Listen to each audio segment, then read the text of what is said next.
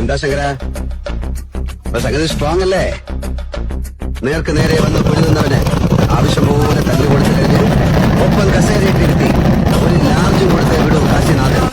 ആട്ടത്തോടുള്ള ആദരം. അധികാരത്തിന്റെയും പണത്തിന്റെയും മുഷ്കിൽ ഇന്നോളം നീ ചെയ്തു കൂട്ടിയിട്ടുള്ള സകല പാപങ്ങൾക്കുമുള്ള ദൈവവിധി തുടങ്ങിക്കഴിഞ്ഞിരിക്കുന്നു മോനെ ശങ്കര.